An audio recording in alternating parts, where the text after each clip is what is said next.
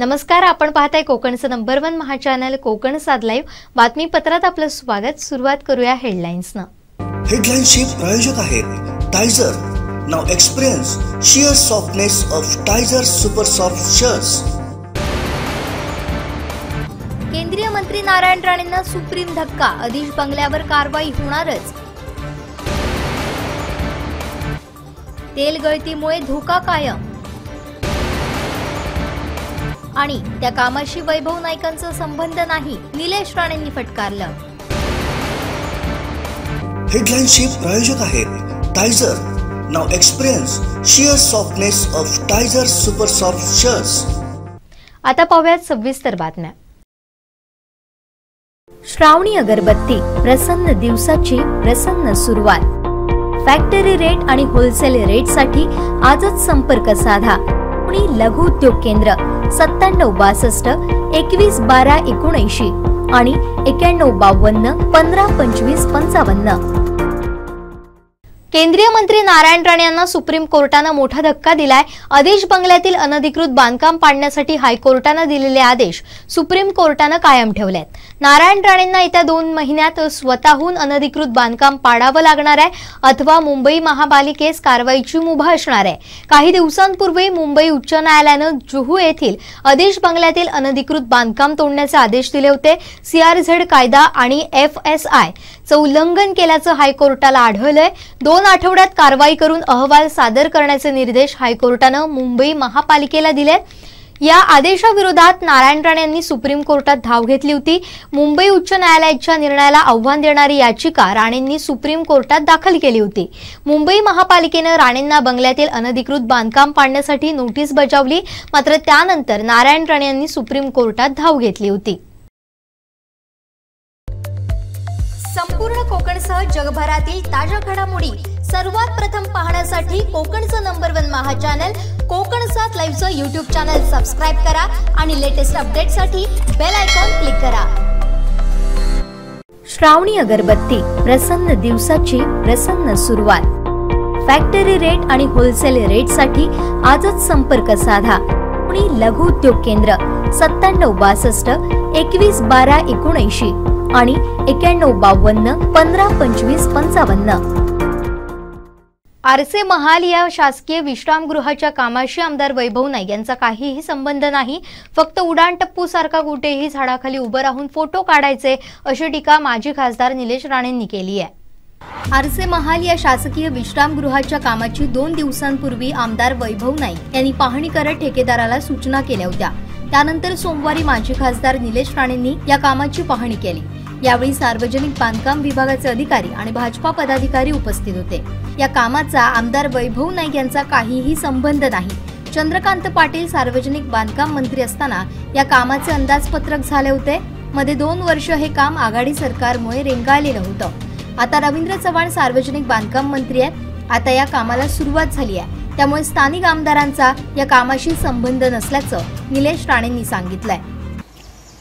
आरसे महालचं एस्टिमेट जेव्हा सन्मान्य चंद्रकांत दादा पाटील PWD मिनिस्टर होते त्या काळातच झालं होतं आणि नंतर कोणाचं सरकार आलं आपल्याला सगळ्यांना माहिती आहे, म्हणून ते काम रखडलं। आता सन्मान्य रवींद्र चव्हाण साहेब आत्ताचे PWD मिनिस्टर काही दिवसानंतर इकडे येऊन या कामाचं भूमिपूजन आणि पुढची वाटचाल कशी असेल हे आपल्याला सांगतील।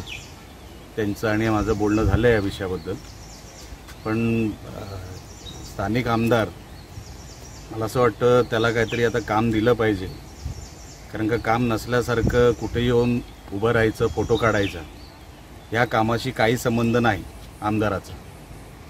तरी येऊन इकडे कोपऱ्यात कुठेतरी झाडाखाली उभं राहून फोटो काढायचा डंपरच्या बाजूला, योगदान शून्य। आणि म्हणून आम्ही चव्हाण साहेबांना सांगितलं की असे उडाणटप्पू आजूबाजूला खूप उभे राहायला लागलेत, आपण स्वतः यावं आणि या कार्यक्रमाची, या वास्तूची सुरुवात करून द्यावी। लेवलिंगचं काम सुरू आहे, बाकीचा कार्यक्रम सन्मान्य रवींद्र चव्हाण साहेब येतील तेव्हा होईल, आपल्यालाही तारखा कळू। संपूर्ण कोकणसह जगभरातील ताज्या घडामोडी सर्वात प्रथम पाहण्यासाठी कोकणचं नंबर 1 महा चॅनल कोकण 7 लाईव्हचं YouTube चॅनल सबस्क्राइब करा आणि लेटेस्ट अपडेटसाठी बेल आयकॉन क्लिक करा। चक्क फ्लॅटच्या दरात बंगलो, होय कणकवलीत साटेलकर बिल्डर्स अँड डेव्हलपर्सची खास ऑफर। उत्कृष्ट डिझाईन, दर्जेदार बांधकाम आणि मुलांना खेळायला बागडायला हक्काचं अंगण आणि बरच काही। कवलीत फ्लॅटच्या दरात बंगलोचे मालक होण्यासाठी आजच संपर्क साधा। Satelkar builders and developers Kankavli. Mobile number 9420 73 94 18 8605 74 10 30 आणि 9545 18 99 89। विजयदुर्ग समुद्र किनाऱ्याला पार्थ तेलवाहू जहाजावरील तेलगळती आणि डांबर गोळ्यांचा धोका कायम आहे अशी माहिती मिळते। ग्रामपंचायत, मच्छीमार, सामाजिक संस्था यांना किनारपट्टी स्वच्छ ठेवण्याचे आदेश प्रशासनाने दिलेत। याबाबत अधिक माहिती देतात आमचे देवगड करेस्पॉन्डंट स्वप्नील लोके। विजयदुर्ग ते मालवण प्रवासादरम्यान 40 खोल समुद्रात पार्थ हे तेलवाहू जहाज बुडाल्याची घटना घडली होती। या तेलवाहू जहाजावर 19 खलाशी होते। या 19 खलाशांना वाचवण्यात नौदलाला यश आले होते। मात्र या तेलवाहू जहाजावर मोठ्या प्रमाणात ऑइल सदृश डांबर व ऑइल असल्यामुळे मोठ्या प्रमाणात याची गळती समुद्रात झाली होती। मात्र 2 दिवसानंतर समुद्र किनाऱ्यावर लागलेले डांबराचे गोळे व त्याचा तेलगळतीची काही संबंध नाही असा महाराष्ट्र प्रदूषण नियंत्रण समितीने अहवाल प्रशासनाला दिला होता। मात्र प्रत्यक्षात समुद्रात हे ऑइलचे डबे जे वाहून गेले आहेत त्याची गळती मात्र आता मोठ्या प्रमाणात झालेली आहे आणि याचे प्रमाणही आता दिसू लागले आहे। 14 खोल समुद्रात असेल किंवा किनारपट्टी भागात असेल डांबर सदृश गोळे व ऑइल देखील समुद्रावर तरंगताना दिसत आहे। मात्र यावेळी कशा पद्धतीने काळजी घ्यावी याचे प्रात्यक्षिकही येथील प्रशासनाच्या वतीने येथील किनारपट्टी भागातील लोकांना देण्यात आलेले आहे। समुद्राच्या किनाऱ्यावर आलेले डांबर हे समुद्राच्याच बाजूला किनारपट्टी भागात 4 फुटाचा चर खड्डा खणून त्या खड्ड्यामध्ये डांबर घालून पुन्हा त्या पद्धतीने केलं जातं, ते नष्ट करण्याचा प्रयत्न केला जातो। मात्र अजूनही तेलगळती मोठ्या प्रमाणात असल्यामुळे हे किती दिवस ही स्थिती असेल हे सांगता येत नाही। जसजसे ऑइलचे डबे गंज पकडतील त्या पद्धतीने ऑइल गळती होईल असे यावेळी सांगण्यात आले। मात्र प्रशासनाच्या वतीने येथील किनारपट्टी भागातील लोकांना असेल, सामाजिक संस्था यांना सतर्कतेचा इशारा दिलेला आहे आणि जे येणारे डांबर आहे ते नष्ट करण्याचा प्रयत्न त्यांनी करावा व किनारपट्टी स्वच्छ करण्याच्या दृष्टीने प्रयत्न करावा असे प्रशासनाच्या वतीने सर्वांना आदेश देण्यात आलेले आहेत। कोकण 7 लाईव्हसाठी स्वप्नील लोके, देवगड। संपूर्ण कोकणसह जगभरातील ताज्या घडामोडी सर्वात प्रथम पाहण्यासाठी कोकणचं नंबर 1 महा चॅनल कोकण 7 लाईव्हचं YouTube चॅनल सबस्क्राइब करा आणि लेटेस्ट अपडेटसाठी बेल आयकॉन क्लिक करा। अपघातासारख्या कोणत्याही इमर्जन्सीसाठी आता प्रवासाची रिस्क घेण्याची गरज नाही, कारण आता कणकवलीत सर्व अत्याधुनिक सुविधांनी सुसज्ज आहे डॉक्टर नागवेकर हॉस्पिटल आणि नर्सिंग होम। अत्याधुनिक ट्रॉमा केअर, अत्याधुनिक ambulance, trauma care surgeon, neurosurgeon उपलब्ध, रक्तपेढीची सुविधा, 20 किलोमीटर परिसरात ॲम्ब्युलन्सची मोफत सुविधा।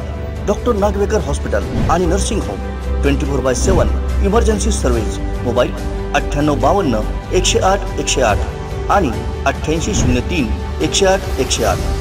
देव तारिकाला कोण मारी याचा प्रत्यय मालेगाव पासून जवळ असलेल्या जळगाव चोंडी या गावातील ग्रामस्थांना आला। चहा पिण्यासाठी कारमधून उतरताच भरधाव वेगाने जाणारा एक ट्रक कारवर पलटी होऊन कार त्याखाली पूर्ण दाबली गेली। नशीब बलवत्तर होतं म्हणून संपूर्ण कुटुंब वाचल्याची चमत्कारिक घटना पुणे इंदोर महामार्गावर घडली आहे। दृश्यात आपण पाहू शकता की कारचा कसा चक्काचूर झालाय। त्यामुळे जर कारमधून सर्वजण उतरले नसते तर एकही जण वाचला नसता। नातेवाईकांकडे गेलेले कुटुंब मालेगावकडे परत जात असताना जळगाव चोंडी जवळ चहा पिण्यासाठी कार रस्त्याच्या कडेला उभी करण्यात आली। तेवढ्यात प्लास्टिकचा कच्चा माल घेऊन पुणेकडे भरधाव वेगाने जाणारा ट्रक चालकाचं नियंत्रण सुटल्यामुळे थेट कारवर जाऊन आदळला आणि कारचा चक्काचूर झाला। ते दृश्य पाहून कारमधून उतरलेल्या कुटुंबाचा थरकाप उडाला। संपूर्ण कोकणसह जगभरातील ताज्या घडामोडी सर्वात प्रथम पाहण्यासाठी कोकणचं नंबर 1 महा चॅनल कोकण 7 लाईव्हचं YouTube चॅनल सबस्क्राइब करा आणि लेटेस्ट अपडेटसाठी बेल आयकॉन क्लिक करा। तांबूस फुटता उधळलाली भूपाळी रामपारी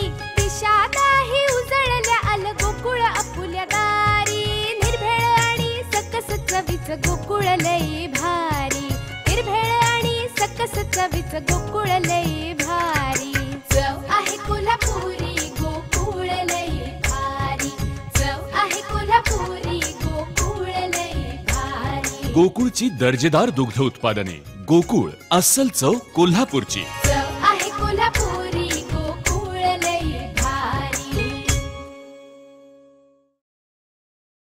आजपासून नवरात्रोत्सवाची धामधूम सुरू झाली आहे। वाजत गाजत फटाक्यांची आतषबाजी करत सावंतवाडी तालुक्यातील विविध नवरात्रोत्सवाच्या मंडळांच्या देवींचं आगमन झालंय। पारंपरिक पद्धतीने देवीची आराधना केली जाणार आहे। पुढील 9 दिवस या निमित्तानं धार्मिक कार्यक्रमांसह सांस्कृतिक कार्यक्रमांची रेलचेल पाहायला मिळणार आहे। याचा आढावा घेतलाय कोकण 7 लाईव्हचे मुख्य संपादक सागर चव्हाण यांनी। पाहूया।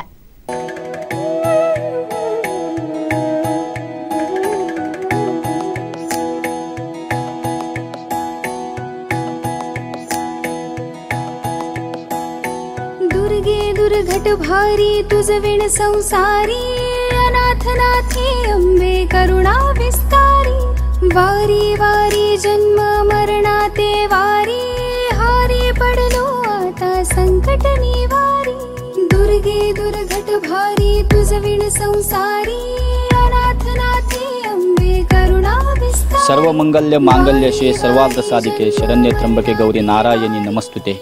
खऱ्या अर्थाने आजपासून नवरात्रोत्सवाला सुरुवात झालेली आहे आणि खऱ्या अर्थाने सिंधुदुर्ग जिल्ह्यातील सर्वात जी प्रसिद्ध अशी मूर्तिशाळा आहे ती म्हणजे विलास मांजरेकर यांची। आणि आज मी विलास मांजरेकर यांच्या मूर्तिशाळेत आहे। ज्या पद्धतीने गणेशोत्सवात जशी विलास मांजरेकर यांची ही मूर्तिशाळा अगदी मोठी लगबग इथे असते, त्याच पद्धतीची लगबग ही देखील आज या नवरात्रोत्सवाच्या निमित्ताने या मूर्तिशाळेमध्ये आहे।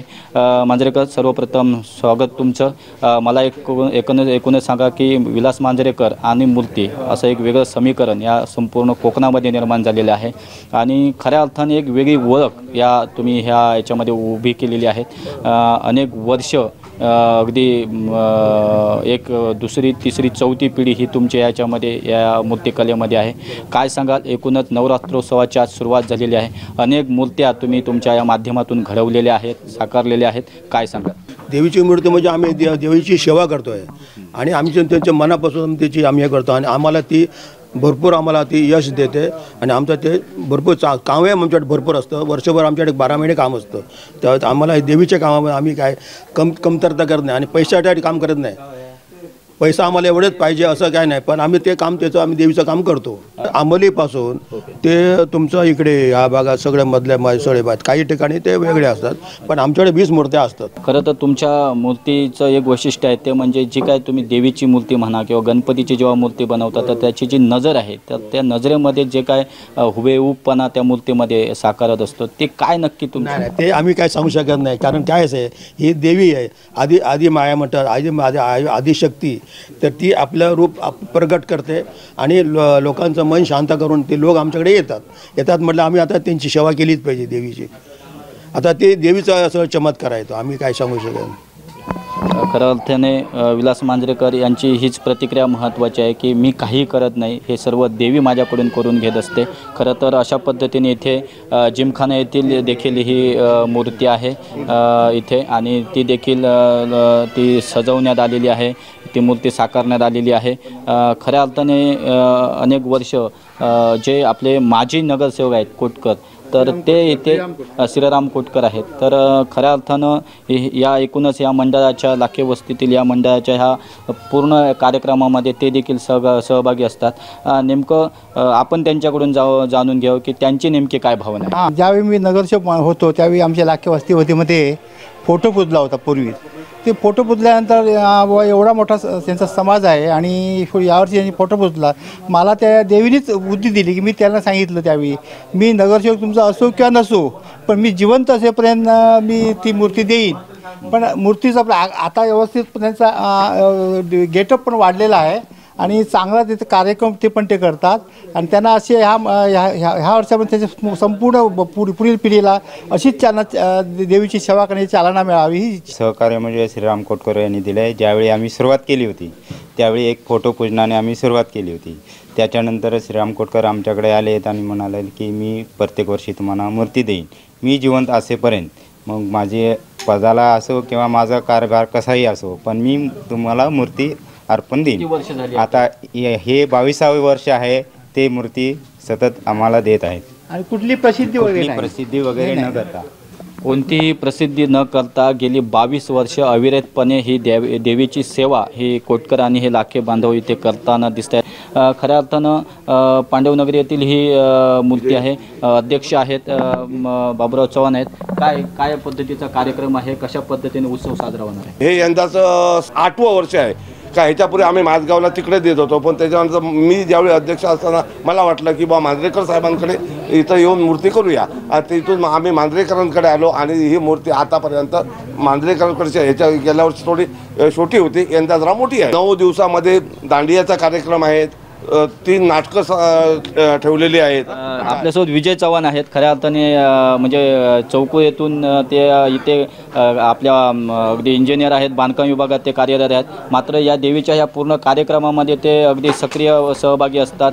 नेहमी त्यांना ह्या मंडळाला ते एक मोठा आर्थिक भार जो असतो तो देखील ते मोठ्या प्रमाणात सांभाळतात. विजयरावजी, काय सांगाल, काय तुमची भावना आहे? कोलगावला माझा आजोळ आहे. आजोळाचं देव म्हणून मामांच्या सगळे माझे मामा आहेत, त्यांच्या सहकार्याने दरवर्षी 8 वर्ष आम्ही देवीची पूजा करतो. देवीची पूजा करणे सामाजिक एकोपा, कुटुंबामध्ये एकोपा राहू दे, समाजात आपल्या जे वाडीमध्ये विकास होऊ दे, ह्यासाठी आपण दरवर्षी त्यानिमित्त सगळे मुलं एकत्र होतात, सगळ्यांची ओळख होते, त्यानिमित्त कार्यक्रम होतो आणि त्यामुळे सगळ्यांची एकता वाढते. अजून या ठिकाणी पाहू शकता तर इथे आपली आत्मेश्वर मंदिर येथील माठेवाडा येथील ही मूर्ती आहे आणि त्यांचे सर्व पदाधिकारी आहेत, त्यांचे कार्यकर्ते आहेत. देवीची मूर्ती अतिशय अगदी सुबकपणे सजवण्यात आलेली आहे, हे त्यांचे कार्यकर्ते आहेत. काय सांगाल, कशा पद्धतीने हा कार्यक्रम होतो? 9 दिवस हे असते, खूप जल्लोष असतो तिकडे. वेगवेगळे हे आरत्या वगैरे असतात, भजनं असतात, खूप हे असते, लगबग असते. पाहू शकतात कशा पद्धतीने मूर्तिकार विलास मांजरेकर यांनी ही मूर्ती साकारलेली आहे. अतिशय सुबक अशी हुबेहूब अशी देवीची ही मूर्ती इथे साकारण्यात आलेली आहे. चारी श्रवणे परंतु न बोलवे काही, साही विवाद करता पडले प्रवाही, ते तो भक्ता लागी पावस लवलाही, साही विवाद करता पडले प्रवाही, ते तो भक्ता लागी पावस लवलाही. दुर्गे दुर्घट भारी तुझ विण संसारी, अनाथनाथी अंबे करुणा विस्तारी, वारी वारी जन्म मरणा ते वारी, हारी पडलो आता संकट निवारी, संकट निवारी, संकट निवारी.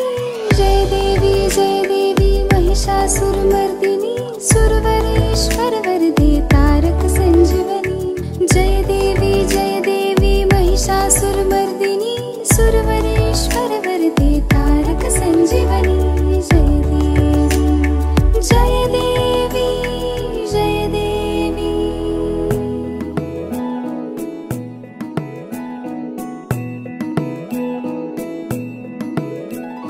सर्वमंगल मांगल्ये शिवे सर्वार्थ साधिके, शरण्ये त्र्यंबके गौरी नारायणी नमोस्तुते.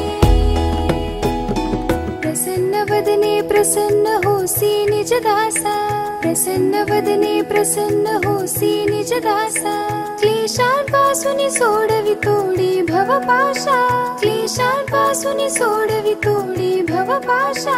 अंबे तुझ वाचून कोण पुरवी आशा, नरहर तल्लीन झाला पद पंकज लेशा. अंबे तुझ वाचून कोण पुरवी आशा, नरहर तल्लीन झाला पद पंकज लेशा. दुर्गे दुर्घट भारी तुझ विण संसारी, अनाथनाथी अंबे करुणा विस्तारी. वारी वारी जन्म मरणा ते वारी, हारी पडलो आता संकट निवारी, संकट निवारी, संकट निवारी. जय देवी महिषासुरमर्दिनी, सुरवरेश्वर वरदे तारक संजीवनी.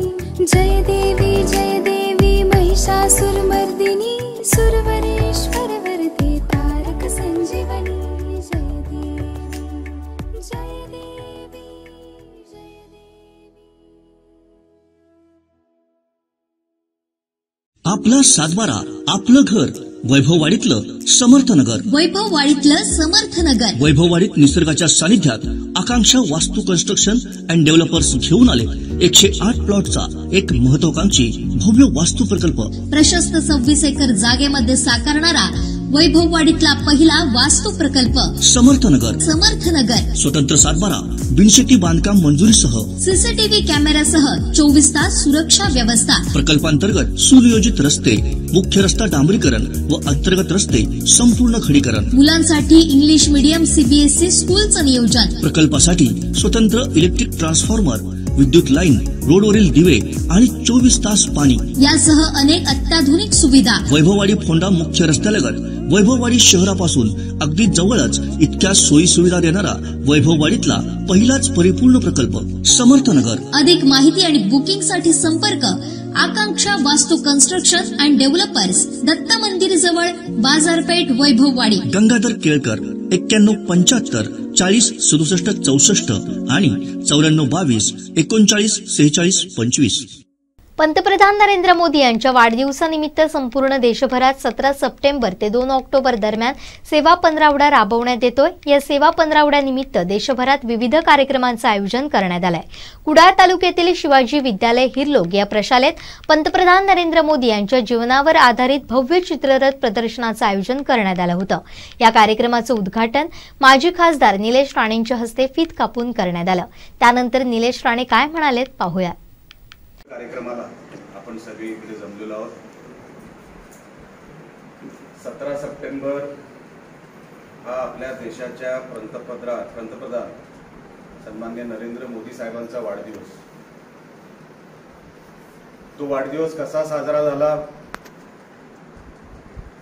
माझ्या अगोदरच्या दोन्ही वक्त्यांनी आपल्याला सांगितलं. या वाढदिवसाला महत्त्व काय, आपल्या देशाचे पंतप्रधान सन्माननीय मोदी साहेब यांचं महत्त्व काय आपल्या देशामध्ये आणि आपल्या देशाच्या बाहेर सुद्धा, हे पण माझ्या अगोदरच्या वक्त्याने आपल्याला सांगितलं. पण ही जी त्यांची ख्याती निर्माण झाली ही काय एका दिवसात झाली नाही. पण लक्षात ठेवा, विद्यार्थी म्हणून आपल्याला कळलं पाहिजे की आपण आदर्श कोणाचा ठेवावा. आम्हाला लहानपणी आम्ही शाळेत असताना सांगायचो की कोणाचा तरी आदर्श ठेवा आणि रोज सकाळी उठल्यानंतर त्याचा चेहरा बघितल्यावर त्याचा पाठलाग करायचा तुम्ही प्रयत्न करा. असंच एक व्यक्तिमत्व आमचे मोदी साहेब, यांचं फक्त वाढदिवस आणि हे सगळे जे काही चित्रीकरण इकडे आपल्याला दिलंय हे वाचून समजणार नाही, तुम्हाला खोलात जावं लागेल. मी यांची भाषणं ऐकत असताना मी पार्लिमेंटमध्ये होतो आणि तेव्हाचा फरक आणि आत्ताचा फरक जेव्हा मला जाणवतो की आम्ही जेव्हा पार्लिमेंटमध्ये होतो तेव्हा आम्हाला इतिहास सांगितला जायचा आणि नंतर जो खरा इतिहास आम्हाला कळला की जेव्हा आपल्या भारताला स्वातंत्र्य मिळालं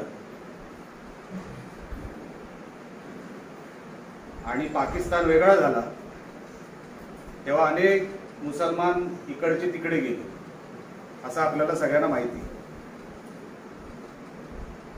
आणि धर्माच्या आधारावर तो देश वेगळा झाला आणि सेक्युलर म्हणून आपला भारत वेगळा झाला. खूप मारामाऱ्या झाल्या, रक्तपात झाला आणि जम्मू काश्मीर, खास करून काश्मीर जो वादाचा मुद्दा आहे आजही, तिकडचा राजा होता गजसिंग, त्याला पाकिस्तानमध्ये जायचं नव्हतं. त्यांचं म्हणणं होतं की आम्हाला भारतातच राहायचंय. तेव्हा जवाहरलाल नेहरू यांच्याशी सातत्याने संपर्क करायचा प्रयत्न झाला की आर्मी पाठवा, कारण का तिथून फुटून लोक काश्मीरमध्ये ताबा घेत आहेत. आर्मी जायला उशीर झाला आणि तेव्हापासून जी लाईन ऑफ कंट्रोल आपण म्हणतो, इकडे IOK म्हणजे इंडिया ऑक्युपाईड काश्मीर आणि तिकडे पाकिस्तान ऑक्युपाईड काश्मीर, सैन्य उशिरा पाठवलं. का पाठवलं हे त्या काळातले काही लोकच सांगू शकतील किंवा नेते सांगू शकतील. आणि आजपर्यंत आपण झुंज देतोय. तेव्हाच्या काळामध्ये जेव्हा मी खासदार होतो तेव्हा कोणाची सर्जिकल स्ट्राईक करायची हिंमत नव्हती. आम्ही सर्जिकल स्ट्राईक म्हणून असं काय असतं आणि आपले नेते आपला पक्ष करू शकतो हे आमच्या ध्यानात पण नव्हतं की सर्जिकल स्ट्राईक नावाची गोष्ट असते. तो पहिल्यांदा सर्जिकल स्ट्राईक झाला पाकिस्तानवर, तो आमच्या मोदी साहेबांनी करून दाखवला. त्याला हिंमत लागते, त्याला धाडस लागते. हे साधं सुद्धा नाही. इतिहास बघा, इतिहास चुकला पण दुरुस्त करायमध्ये पण धमक लागते. आज पाकिस्तानला पाकिस्तानची अवकात दाखवणं हे काय साधं सुद्धा काम नाही. आज पाकिस्तान बरोबर चायना आहे. चायनामध्ये डोकलाममध्ये जो काय विषय झाला, आपल्याला इतिहास थोडक्यात सांगतो. आतमध्ये घुसलं तर कॅगचा रिपोर्ट, तेव्हा स्वर्गीय इंदिराजी गांधी तेव्हा पंतप्रधान होत्या, तेव्हाच्या कॅगच्या रिपोर्टमध्ये अरुणाचल आणि नॉर्थ ईस्टचा जो काय भाग आहे जवळपास 50,000 स्क्वेअर किलोमीटर चायना तेव्हा आतमध्ये घुसत जायचं, झेंडे लावत जायचे. आणि जिथे पाकिस्तानचा जिथे चायनाचा झेंडा दिसला म्हणजे ती जमीन चायनाकडे गेली अशी त्यावेळेची समज. आणि तेव्हा परत भारतचं सैन्य पाठवणं, तेव्हा आपण ऐकतो की इंदिरा गांधी एवढ्या फार आक्रमक होत्या, पण तेव्हा जर एवढ्या आक्रमक होत्या मग इतके किलोमीटर जे आतमध्ये चायना त्या काळात आलं हे मी सांगत नाही, कॅगचा रिपोर्ट सांगतो. ते कसे आले? आणि आता डोकलाममध्ये जी अशी ट्रायंग्युलर जमीन आहे तिथे जरी चायना आतमध्ये घुसायचा प्रयत्न करतो त्यांना परत पाठवलं जातं. यांनाच नरेंद्र मोदी म्हणतात, लक्षात ठेवा. तिथून आतमध्ये घुसायला दिलं नाही. आपण एका माणसाची प्रशंसा करतो, कशासाठी करतो? आता जिकडे उल्लेख झाला युक्रेन आणि रशियाचा. युक्रेन एवढा लहान देश आहे. युक्रेन हा भारताला सपोर्ट करणारा कधीच देश नव्हता. तुम्ही इतिहास बघा, एवढा लहान देश. आणि रशियाने नेहमी इंडियाला सपोर्ट केलाय बाहेर, हे फॉरेन अफेअर्स ज्याला म्हणतो. तरी पण तिकडे जे लहान मुलं किंवा ज्या महिलांना त्रास होत होता तो होऊ नये याच्यासाठी रशियन प्रेसिडेंटला, राष्ट्रपतीला, पुतीन तिकडचे कसे राष्ट्रपती ते का मला वेगळं सांगायची काही गरज नाही, त्यांना पण सांगायचं काम केलं युनायटेड नेशन मध्ये की महिलांवर आणि मुलांवर अत्याचार चालणार नाही. बाकी इतर विषयांमध्ये आम्ही तटस्थ आहोत, न्यूट्रल आहोत. रशियाला सांगायचं काम, रशिया काय साधा सुद्धा देश नाही आणि तिकडचा राष्ट्रपती म्हणजे गरम डोक्याचा, त्यांना सांगणं की आम्ही न्यूट्रल आहोत ही काय साधी गोष्ट नाही. जेव्हा की युक्रेनने कधीच आपली भारताची मदत केली नाही. कुठल्याही इंटरनॅशनल अफेअर्सच्या मीटिंगमध्ये रशियाने आपली जेवढी बाजू घेतली तेवढी युक्रेनने कधीच घेतली नाही, उलट विरोधातच होते. तरी पण आपल्या पंतप्रधानांनी ठरवलं नाही, त्या देशाला गरज आहे, लहान देश आहे. मानव अधिकार कोणाचा हरपला जाता कामा नाही. संपूर्ण कोकणसह जगभरातील ताज्या घडामोडी सर्वात प्रथम पाहण्यासाठी कोकणचं नंबर 1 महा चॅनल कोकण 7 लाईव्हचं यूट्यूब चॅनल सबस्क्राईब करा आणि लेटेस्ट अपडेटसाठी बेल आयकॉन क्लिक करा. अपघातासारख्या कोणत्याही इमर्जन्सीसाठी आता प्रवासाची रिस्क घेण्याची गरज नाही, कारण आता कणकवलीत सर्व अत्याधुनिक सुविधांनी सुसज्ज आहे डॉक्टर नागवेकर हॉस्पिटल आणि नर्सिंग होम. अत्याधुनिक ट्रॉमा केअर, अत्याधुनिक ambulance, trauma care surgeon, neurosurgeon उपलब्ध, रक्तपेढीची सुविधा, 20 किलोमीटर परिसरात ॲम्ब्युलन्सची मोफत सुविधा. डॉक्टर नागवेकर हॉस्पिटल आणि nursing home 24/7 emergency service. Mobile 9852 108 108 आणि 8803 108 108. देशात लंपी आजारानं थैमान घातलं असून त्यामुळे याबाबत जनजागृती होण्यासाठी आरोग्य प्रशासन कार्यरत आहे। प्रामुख्याने जनावरांना होणाऱ्या लंपी आजाराबाबत जनजागृती होण्यासाठी पंढूर गावात घरोघरी जाऊन लसीकरण मोहीम राबवण्यात आली। या लसीकरण मोहिमेत गावातील गुरांना लंपी आजार न होण्यासाठी लस देण्यात आली। नमस्कार। संपूर्ण राज्यात सध्या जनावरांमध्ये विशेषतः गोवंशीय जनावरांमध्ये लंपी रोगाचा मोठ्या प्रमाणात प्रादुर्भाव त्या ठिकाणी होत आहे आणि या जनावरांना त्वचेवर फोड येऊन त्या ठिकाणी त्यांना मोठ्या प्रमाणात इजा होऊन दूध उत्पादन कमी झालेलं आहे आणि शेतकऱ्यांचं प्रचंड मोठ्या प्रमाणात नुकसान होत आहे। सिंधुदुर्ग जिल्ह्यात जरी लंपी रोगाचा प्रादुर्भाव नसला तरी भविष्य काळामध्ये किंवा येणाऱ्या काही दिवसामध्ये हा प्रादुर्भाव होऊ शकतो।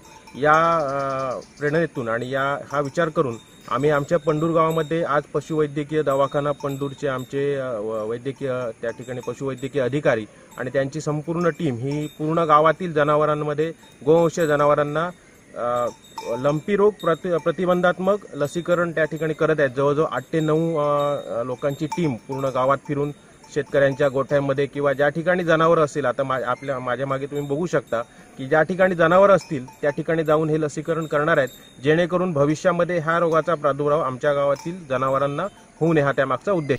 यावेळी पंढूर सरपंच दादासाहेब, पशुवैद्यकीय अधिकारी डॉक्टर श्रीकांत मुळे, दिनेश पाटील यांच्या नेतृत्वाखाली संकेत परब, ओंकार परब, किशन पिंगुळकर, ग्रामपंचायत उपसरपंच बबन पंढूरकर, आबा सावंत, सुविधा सावंत, माजी सरपंच श्यामसुंदर सावंत, ग्रामस्थ सत्यवान साईल, पोलीस पाटील देऊ सावंत, घाडीगावकर, चंद्रकांत तेली, सुभाष साईल आदी शेतकरी उपस्थित होते।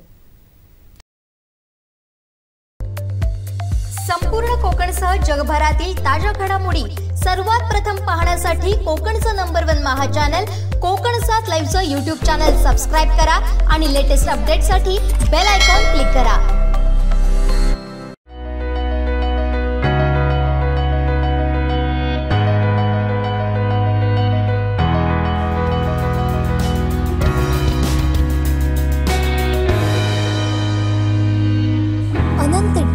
अनंत प्या, आनंदी रहा। श्रीदेवी माऊली आणि मंदिरातील इतर देवता तसेच महादेव पंचायतन, महारिंगण पंचायतन आणि इतर सर्व देवतांची विधिवत पूजा झाल्यावर या देवस्थानचे मानकरी देसाई तसेच इतर सर्व मानकरी यांच्या उपस्थितीत घटस्थापना करण्यात येते।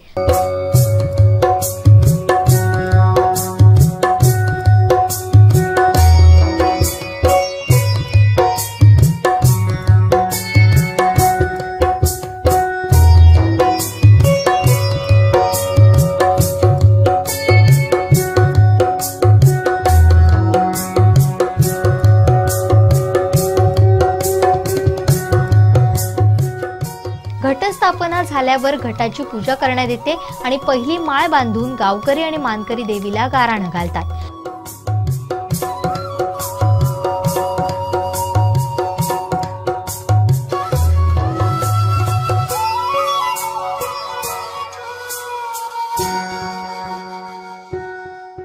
त्यानंतर सुवासिनींच्या हस्ते देवीची ओटी भरण्यात येते। तसेच पहिल्या दिवसापासून ते कोलझर नवरात्रोत्सव उत्सव मंडळ यांच्या वतीनं श्रीदेवी माऊली मंदिरात 9 दिवस विविध कार्यक्रमांचं आयोजन करण्यात येतं। यावर्षी सुद्धा विविधांगी कार्यक्रमांचं आयोजन करण्यात आलंय।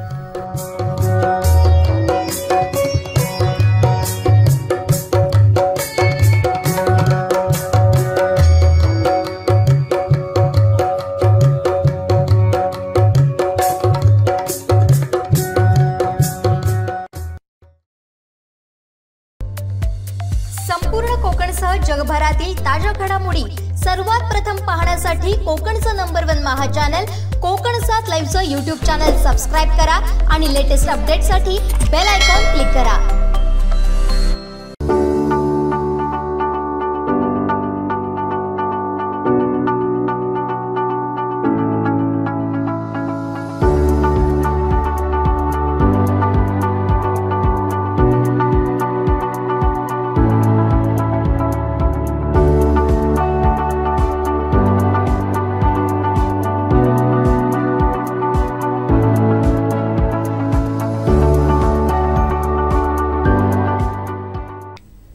बांदा शहरात प्रथमच 24 तास सेवा देणारे मातृत्व मेडिकल स्टोअरचा शुभारंभ घटस्थापनेच्या शुभमुहूर्तावर करण्यात आला।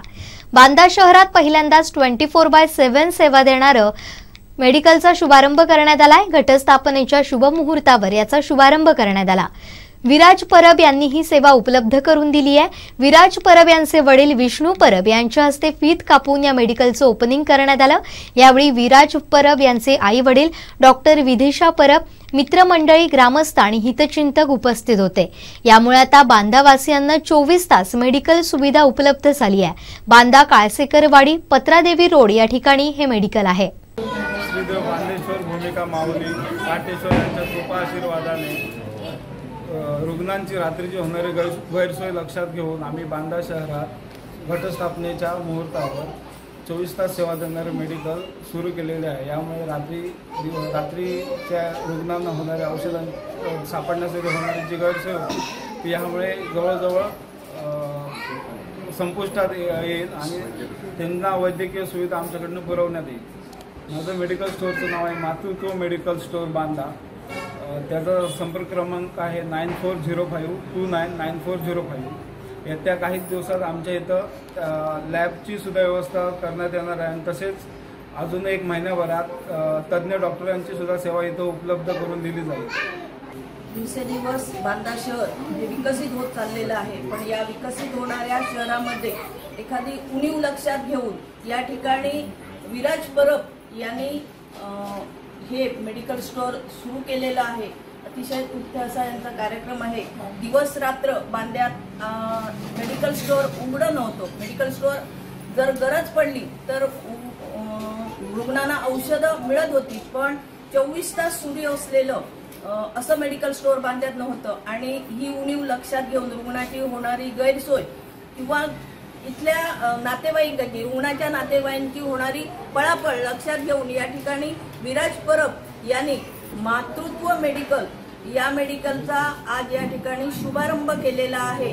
आणि एकूणच या परिसरातली होणारी रुग्णांची आणि रुग्णाच्या नातेवाईकांची गैरसोय रात्री अपरात्री औषधं मिळण्यासाठी जी धावपळ चाललेली होती ती त्याने थोडासा सगळ्यांना एक दिलासा दिलेला आहे। आणि या त्यांच्या नवीन मेडिकल स्टोअरसाठी मी त्यांना कोकण 7 लाईव्ह तर्फे शुभेच्छा देत आहे। धन्यवाद।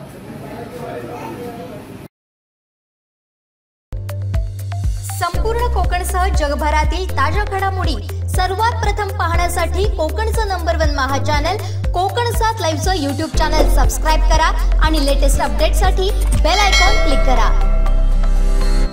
आपला 7/12 आपलं घर वैभववाडीतलं समर्थनगर। वैभववाडीतलं समर्थनगर। वैभववाडीत निसर्गाच्या सानिध्यात आकांक्षा वास्तू कन्स्ट्रक्शन अँड डेव्हलपर्स घेऊन आले 108 प्लॉटचा एक महत्वाकांक्षी भव्य वास्तू प्रकल्प। प्रशस्त 26 एकर जागेमध्ये साकारणारा वैभववाडीतला पहिला वास्तू प्रकल्प समर्थनगर। समर्थनगर स्वतंत्र 7/12 बिनशेती बांधकाम मंजुरीसह सीसीटीव्ही कॅमेरासह 24 तास सुरक्षा व्यवस्था। प्रकल्पांतर्गत सुनियोजित रस्ते, मुख्य रस्ता डांबरीकरण व अंतर्गत रस्ते संपूर्ण खडीकरण। मुलांसाठी इंग्लिश मीडियम सीबीएसई स्कूलचं नियोजन। प्रकल्पासाठी स्वतंत्र इलेक्ट्रिक ट्रान्सफॉर्मर, विद्युत लाईन, रोडवरील दिवे आणि 24 तास पाणी यासह अनेक अत्याधुनिक सुविधा। वैभववाडी फोंडा मुख्य रस्त्यालगत वैभववाडी शहरापासून अगदी जवळच इतक्या सोयी सुविधा देणारा वैभववाडीतला पहिलाच परिपूर्ण प्रकल्प समर्थनगर। अधिक माहिती आणि बुकिंग साठी संपर्क आकांक्षा वास्तू कन्स्ट्रक्शन अँड डेव्हलपर्स, दत्त मंदिर जवळ, बाजारपेठ, वैभववाडी। गंगाधर केळकर 9175 40 67 64 आणि 94 22 39 46 25। मेहनतीला आधुनिकतेची जोड देत कोकणात न येणारी पिकं घेण्याची किमया एका अवलियानं केली आहे। खाडीपट्ट्यात भाजी फळांचा मळा फुलवलाय। महाड तालुक्यातील तासगाव खाडीपट्ट्यात अप्पर तुडील येथील मेहमूद जमाने यांनी ही किमया साधली आहे। 7 किलोमीटर अंतरावर असणाऱ्या दुर्गम भागात गेली अनेक वर्षे आपल्या स्वतःच्या मालकीच्या जागेत भाजी रुजवतात। यांसोबत फळांचं उत्पादनही ते घेत आहेत। सलग 2 वर्ष कोरोनाच्या संकटामुळे भाजी व्यवसायावर मंदी आली होती, त्यामुळे भाजी रुजवणं कठीण झालं होतं। यावर्षी मात्र सर्व संकटांना मात देत त्यांनी हे आपलं नंदनवन फुलवलंय। या भाजी आणि फळांना आता मोठा दर येतोय, यासाठी त्यांचं कौतुकही होत आहे।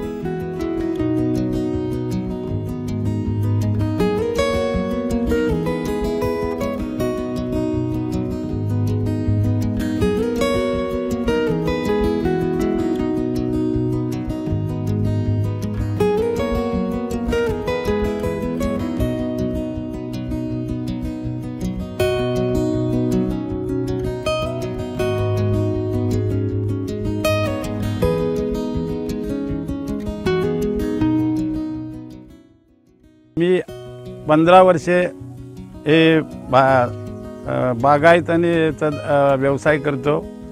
2 वर्ष करोनाचं संकट असल्या कारणाने भाजीपाला वगैरे बाजारात जात नव्हतं. फार शेतकऱ्यांचं नुकसान होत होतं. परंतु आता थोडं करोना जरा संपल्यानंतर भाजीपाल्याचा थोडासा व्यवसाय चालू केले. चांगल्या प्रकारे साथ आहे. माझ्या बागेमध्ये अनेक प्रकारच्या भाज्या आहेत. भाजीमध्ये दुधी भोपळा आहे, सिरायला आहे, सफेद वांगा आहे. वैशिष्ट्य म्हणजे सफेद वांगा ज्याला फार मागणी आहे. मुंबईपर्यंत ते वांगाची मागणी असून ते ताबडतोब मार्केटमध्ये जातो. कारण माझी जी भाजीपाला आहे ती मी सर्व सेंद्रिय खताने करतो. रासायनिक खताचा कधी वापर करत नाही. बागायतल्या मधल्या भागामध्ये अनेक प्रकारचे पिकं घेतो. हळदीचा माझा खास व्यवसाय आहे आणि आंब्याची बागायत आहे. आंब्याच्या बागामध्ये अनेक प्रकारची झाडं लावलेली आहेत. खासकर रत्नागिरी हापूस, रत्ना, पायरी, चौसा, नीलम अशा बऱ्याच प्रकारचे आंब्याची झाडं माझ्याकडे आहेत.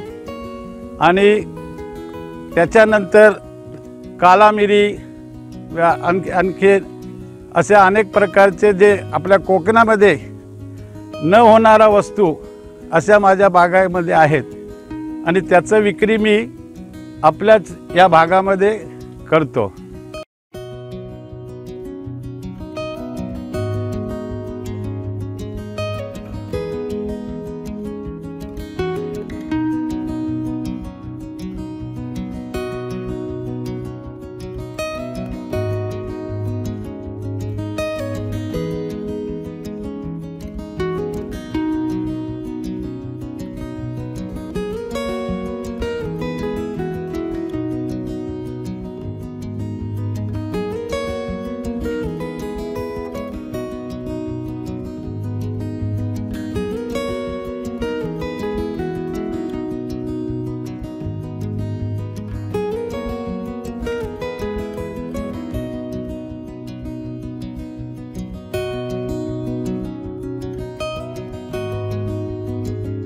ह्या आमच्या बागेमध्ये अनेक प्रकारची फळांची लागवड केलेली आहे. त्याच्यात अनेक प्रकारचे आंबे, हापूस असो, इतर जातीचे असोत, पेरू आहेत, चिकू आहे, मोसंबी आहे, डाळिंब आहेत, संत्रा आहे. अनेक प्रकारची फळांची लागवड इथे केलेली आहे. त्याचप्रमाणे मोकळ्या जागेमध्ये हळद, मुख्य करून हळदीचं पीक फार मोठ्या प्रमाणात केलेलं आहे. त्याच्यानंतर भाजीमध्ये वांगी आहेत, सफेद भेंडी आहे, शिराळी आहेत, त्याच्यानंतर दुधी आहे, काकडी आहे. अनेक प्रकारच्या भाज्यासुद्धा इथे केलेल्या आहेत. गेल्या 2 वर्षाच्या काळामध्ये फार अडचण होती करोना काळामध्ये. आता करोना काळाचं संकट दूर झाले, गव्हर्नमेंटने शिथिलता आणले आणि हा सर्व माल जो आहे तो ह्या आपल्या परिसरामध्ये, आमच्या परिसरामध्येच विकला जातो. हा सेंद्रिय खताचा वापर केल्यामुळे त्याच्याला डिमांड जास्त आहे आणि असंच डिमांड याच्या पुढेही राहील अशी आम्हाला आशा आहे. वेळोवेळी आमचं मार्गदर्शन आमच्या बंधूंना लाभत असतो आणि त्याप्रमाणे त्यांनी उत्तम प्रकारे हे बागेची हे केलेली आहे. अशाच प्रकारे बागेची भरभराट हो ही सदिच्छा.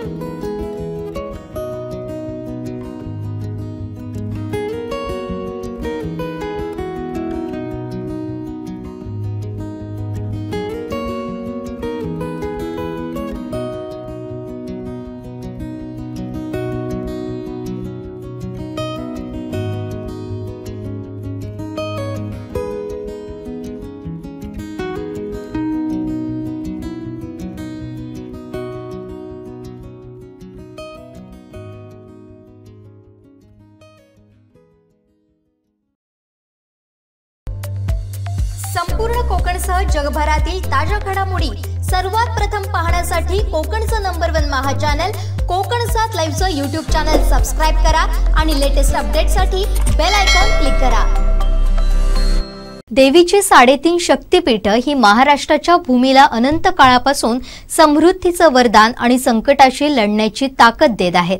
नवरात्रोत्सवात या 3.5 शक्तिपीठांचं दर्शन आपल्या सर्वांना महा चॅनल घडवणार आहे.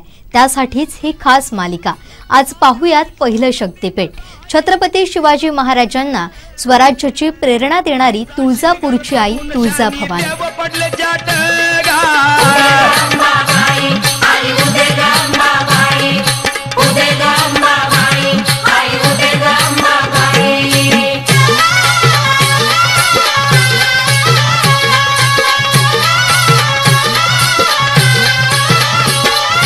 या धरतीचा हिरवा शालू जरतारी काठ दाखंडाची चोळी लिहिली उरी यायला गाठगा.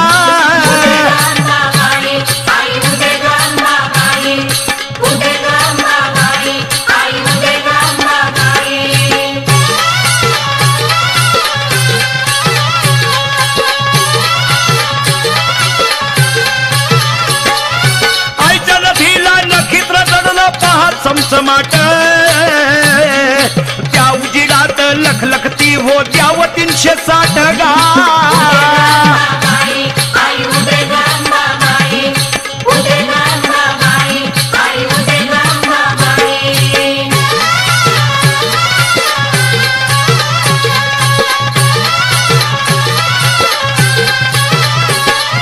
आईच्या कपाळी लाली सुरम्याची भरला मळवट थंडा बाईच्या डोळ्यामध्ये दाट.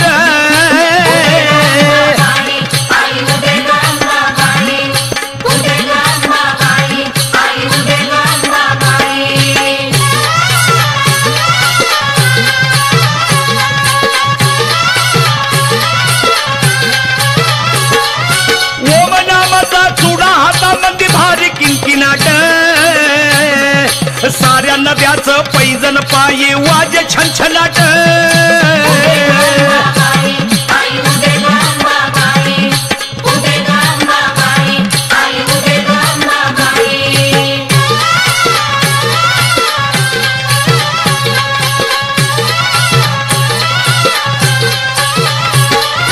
तिन्ही ताळी सप्तपाताळी आईचा वैवाट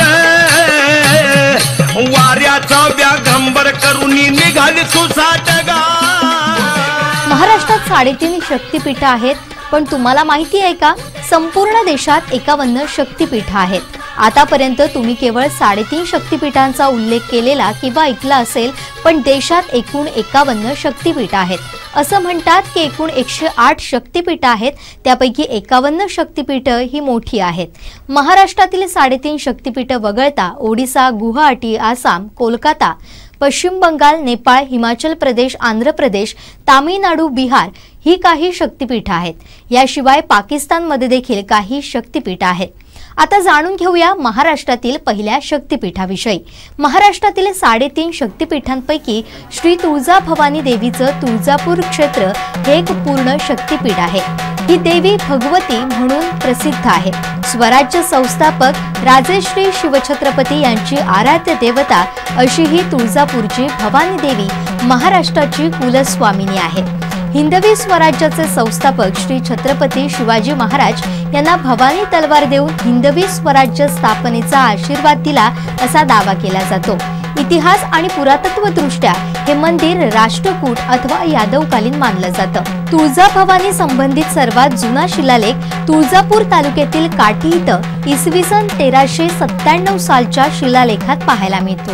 तुळजाभवानी देवी ही देशातील एकमेव चलमूर्ती आहे. इथं उत्सव मूर्तीची मिरवणूक न काढता प्रत्यक्ष श्री तुळजाभवानी देवीच्या मूर्तीची पालखीत बसून मंदिराभोवती मिरवणूक काढली जाते. वर्षातून एकूण 3 वेळा मूर्ती सिंहासनावरून हलवून गाभाऱ्याबाहेर असलेल्या पलंगावर ठेवली जाते. नंतर विजयादशमीच्या दिवशी सीमोल्लंघनाच्या वेळी आई पालखीतून मिरवणूक काढली जाते।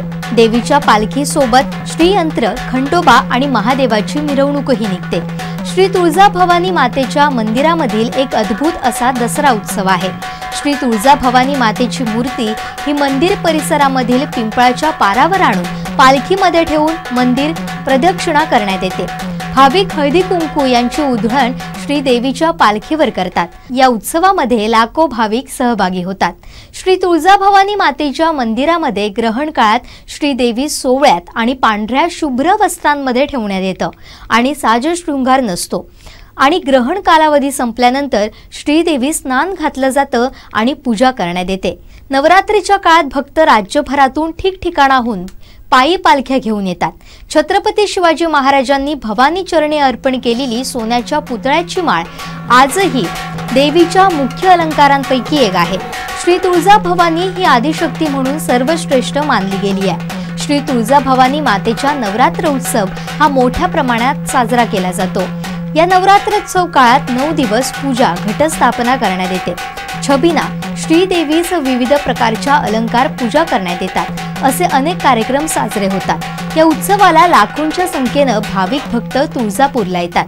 श्री तुळजाभवानी मातेचा छबिना कालावधी प्रत्येक मंगळवार, पौर्णिमेच्या 1 दिवस आधी आणि पौर्णिमा या दिवशी आणि त्यानंतर 1 दिवस अशा प्रमाणे करण्यात येतो। अश्विन कोजागिरी पौर्णिमेच्या अगोदरच्या दिवसाचा छबिना हा दिवाळी पाडव्याच्या दिवशी काढण्यात येतो। फाल्गुन पौर्णिमेचा छबिना गुढीपाडव्याच्या दिवशी काढण्यात येतो। श्री तुळजाभवानी मातेच्या वर्षातील 21 दिवस निद्रा काळातील छबिना काढला जात नाही। हा छबिना उत्सव पाहण्यासाठी हजारो भाविक येतात। आता छबिना म्हणजे काय ते पाहू। श्री तुळजाभवानी मातेची उत्सव मूर्ती एका चांदीच्या मेघडंबरीमध्ये आणि श्रीदेवीच्या अनेक वाहनांपैकी एका वाहनावर श्रीदेवीची चांदीची मूर्ती आणि पादुका ठेवून मंदिराभोवती एक प्रदक्षिणा पूर्ण करतात। याला छबिना म्हणतात। या छबिन्यामध्ये प्रमुख वाद्य हे संभळ असतं। गोंधळी बांधव हे विशिष्ट प्रकारे वाजवतात आणि त्यावेळी मंदिर परिसरात मंगलमय वातावरणात हा छबिना उत्सव पार पडतो। देशभरातून भाविक या उत्सवासाठी उपस्थित असतात। एवढं वैशिष्ट्यपूर्ण असलेलं आई तुळजाभवानीचं हे शक्तिपीठ। साऱ्या नद्याचं पैजण पायी वाजे छनछनाट